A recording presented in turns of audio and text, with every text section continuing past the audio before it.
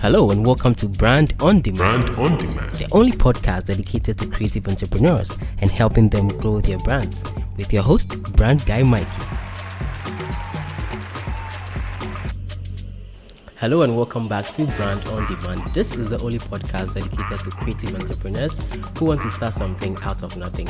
And on this episode, we are documenting the entrepreneurship cultures in Africa, and we are discussing unlocking the door to your career growth. And I'm glad to be joined by the CEO of Octane DC, Dr. Suzy Aku Puplampu. Welcome to the show, madam. Yes, so going in, right, talking about unlocking the door to your career growth. Before we go into that, I would like you to share a little bit more light on who Dr. Suzy Aku Puplampu is. Great. Yes. Thank you, Michael. Dr. Suzy Aku Puplampu is the CEO of Octane DC. Right. I have a background in accounting, so I'm a chartered accountant. Okay. And I also have a career in investment banking. Right. What I do as a fund management company is to manage funds on behalf of individuals, institutions, and groups. Okay. We also manage welfare funds, provident funds, and endowment funds. Right. So anything that forms an aggregation of funds, we are able to do it. Okay. My institution is licensed by the Securities and Exchange Commission. Right. So we work under a regulation as well. Okay. So this is me, an accountant and an Yes. investment banker. I have a question for you on that. So, so I'm coming to that. So talking about unlocking the door to career path. I know a lot of young people are faced with, in a quagmire where they find themselves trying to find, their fate when it comes to selecting the best career, the best possible career that will fit their personality. On this side of the world, especially Ghana, West Africa, Ghana, the decision you make towards your career growth or your career path is, let's say, 95%, parental decision. Your parents, they are paying your school fees, so you should expect it. Your parents will have to kind of, let you, okay, so your dad is, into the banking sector, so he will definitely want you to read something like banking and finance in the university, but the truth of the matter is that many of these young individuals, which I am a victim, many of these young individuals are not really passionate about some of the courses or the programs that their parents have led them into to do. And it has really created a conflict when it comes to personality and, pursuing your dreams and aspirations. Talking about unlocking the door to your career path, what is that one thing that you tell me, Michael? Because I came from a background in accounting and I had to divert into branding and advertising because I felt like that was where I was more passionate about. I'll tell you a little story going into the discussion about how I ended up here. But when we say career growth or career path, what exactly is a career path? That's a long question from you. I know, Michael. I know. Forgive me. Let me help clear your own mind. Exactly. I think it's important that we understand the difference between profession and career. Right. Most of the time, we think they are the same. They could be the same. Right. But largely, they are different. A profession is something that you pay for through an education. Okay. And you acquire it through learning. Right. Like you mentioned, you went to school, you studied accounting. Yes. Whether it was by accident, your parents pushed you, or by your own design, you are an accountant. Right. So my profession is an accountant because I'm a chartered accountant. Yes. But along the way, there are certain things you begin to learn on the job. Right. So a career is developed out of it. So you build a career out of knowledge, which is your basic education in school, out of your skills, personal skills that you come along with, your interpersonal skills, your networking skills, your public speaking skills, Yes. your discipline skills, your time management skills, learning to work under somebody. Yes. Those are skills you acquire along the way, and it's out of experience. Then you have attitude as well. Attitude is what you bring to bear on the job. Exactly. Whether you are positive about it or negative. So you build a career based on the foundation of an education. Okay. Add your experience to it and your attitude. Then you have a career. You start off with a profession. Yes. Then you have a career out of it. Okay. So we need to understand that you may have a profession, a lawyer, an accountant, a scientist, whatever, but you build certain love for something along the way. Yeah. You studied accounting, Michael, Yeah. but now you're into something else. Yes. social media, engaging with your audience in a way that you enjoy and you love. Yes. So that is a career for you. So a career is something you love to do, you are passionate about. Right. You may find yourself in there accidentally because you are looking for work and that is what is available. The role of a marketing executive is the only job available. Yes. But you don't enjoy marketing. So you may find yourself in there accidentally. But it's possible to build love out of it. Yeah. Sometimes you walk in because that is what you want to do.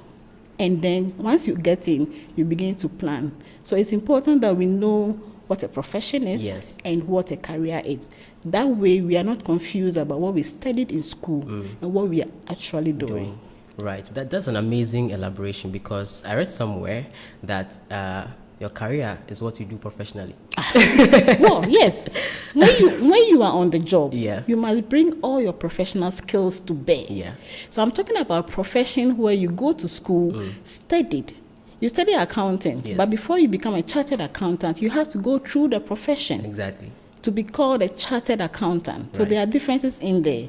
So I'm talking about profession as it comes to your educational qualification Yeah. and what you want to be known for. Right. You want to be known as a chartered accountant, you want to be known as a scientist, you want to be known as an engineer, you want to be known as a lawyer. Yes. So that is a profession. But on the job itself, whatever you find to do that you love so much, you have to bring every professional skills to bear on the job. So they are still two different things. They are not the same. Yes, they are not. Yes. Thank you so much for that explanation, because now my understanding about the whole career and profession has been enlightening. And I feel there's a follow-up question that I want to, drop on you, on Go you ahead. right here. Yes. So if I want to pursue a profession, Yep. I go to school and learn what it takes to be in that profession.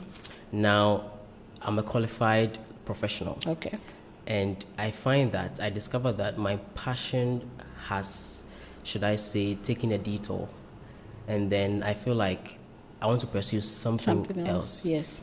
Do I have to pursue that thing academically?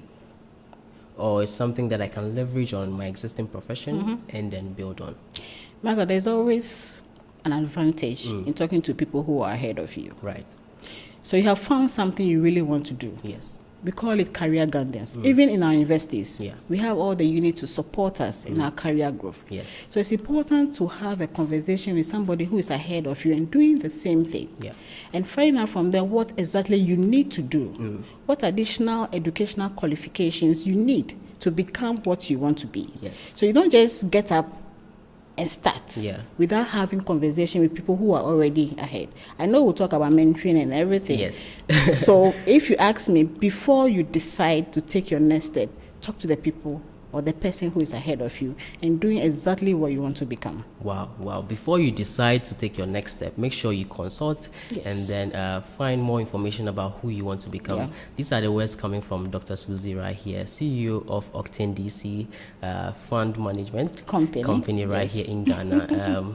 And we're going to have an amazing discussion. This is just the introduction, guys. So if you just tuned in, stick and stay with us. Make sure you watch this video to the end. And of course, make sure you subscribe to this channel. This is Brand on Demand, the only podcast dedicated to creative entrepreneurs who want to start something out of nothing.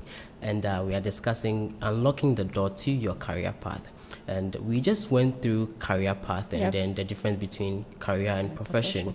Going forward, what would you do? What should a young person do? Or how are you able to explain to your parents? One thing I'll tell you, Michael, is that I wasn't pushed by my parents to do Yeah. accounting. Yeah. I'd always wanted to be an accountant. Right. It was one of my career dreams to Right. become an accountant. So I pursued that. And I keep telling lots of young people that we can make mistakes with our first degrees. Yeah.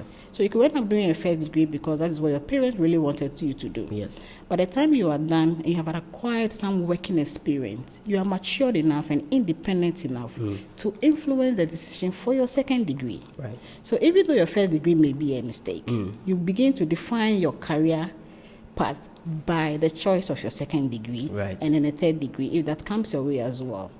So we should not forever accuse Yeah. our parents of forcing us to do things, forcing us to go to medical school, but that's not what we really wanted to do. Yes. I have a pharmacist working with me. but he's doing an entirely different thing. He's a business analyst, even though he studied pharmacy. He's an investment firm as a business analyst. Right. Education helps us to build certain foundation and understanding. I am an accountant. It doesn't mean accounting is not relevant in investment banking. Fund management is all about figures. Anyway, you have to add, subtract, and measure performances and everything. Exactly. So I still use accounting, even though I don't practice accounting on a daily basis. Yeah. So your background in accounting is still relevant to what you are doing now. Exactly, yeah. Your focus on brands and everything means that you'll be engaging with people. Yes. At a certain point, you need to begin to keep some records. Exactly. For your business, to see how your business is doing. And that is how accounting comes in. So we shouldn't feel it's a mistake to go and do a first degree in a course that we're entirely not interested in. That builds us, gave us some foundation for us to be at the stage we are now. So that's what the point I want to make. That's an amazing point, because it's good to leverage on whatever first degree you have so that you build on for your second degree. Absolutely. Yes. Going into trying to, rise through the ranks and acquiring a C-suite position right now, what is that one thing that you share with our audiences who are young and want to, rise through the ranks as well, and trying to choose a particular career path that is worth pursuing? Planning is very important. It's not enough to dream, to become something without putting your thoughts on paper. So it's important to put your plans on paper. Right. And to help chart your path to career. We hear a lot about career as in career, and we also hear a lot about career planning. They are still two different things. If you dream to become something and don't put in the time to plan, then it's very difficult to grow to become that executive that you always wanted to be. So career planning, it's something that you intentionally put effort in. Right. If you can't think about it yourself, it's always good. In fact, not that it's always good, it's important that you speak to somebody who is already in that position you want to get to. You join a bank as an officer. You want to rise to become head of compliance, for instance. The role you are occupying now, you are a teller, has nothing to do with compliance, but that is where you see yourself coming to. So it's for you to get up and go and have a conversation with the head of compliance that this is where I actually dream to become. What did you do to get to this role? What can I begin to do? Because this is what I have now. So with all those information and an attitude of writing down your goals, this is what I want to achieve in this year. This is what I want to achieve by the second year. This is what I want to achieve by the third year. You have a 5-year goal that you pursue. So when you have all these dreams written down and having a conversation with somebody who is already in that role, you should be able to grow. So the advice is plan. It's good to dream. After dreaming, you need to put a plan in place. And the action there is for you to move out and talk to somebody. And when you are giving advice, try and follow it and remain focused. Right. There should be no distraction. Wow. That's interesting, because one major problem with young people is planning and consistency. I think the problem is rush. We are in a rush to become. Yes. We see the finished product of somebody. So we want to become that person in 1 year. But we don't know what the person has gone through. So the problem is rush. If we can begin to take our time and be patient, the growth will come. Wow. That's interesting. If we can begin to take our time and be patient. This has been Brand on Demand, and we are discussing unlocking the door to your career path right here. And joining me is the amazing Dr. Suzy Aku Puplampu, CEO of Octane DC, a fund management company right here in Ghana.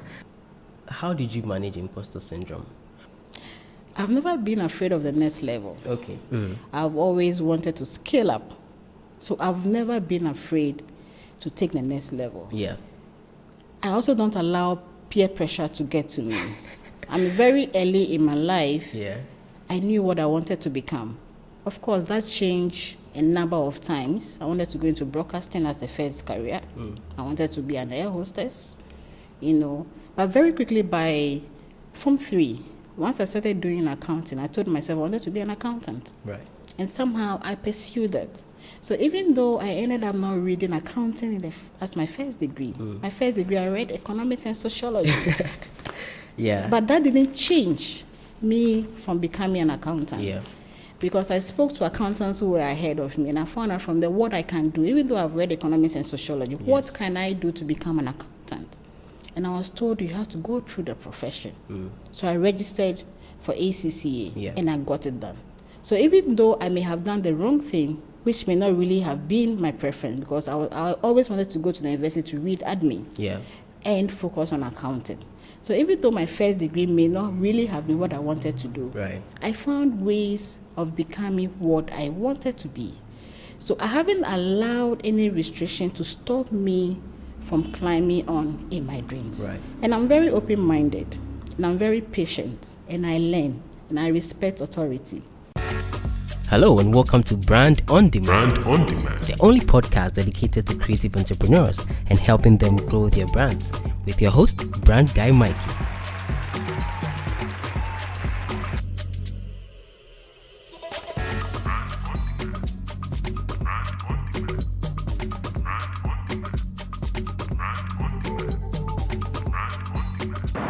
If you want to be successful in this world, one thing you must do for yourself as a young person is to build a discipline in saving. Once you have accumulated a lot of funds, you move into investments. Investment options are available to all of us. Once you are 18 years and above, you can have an investment account for yourself.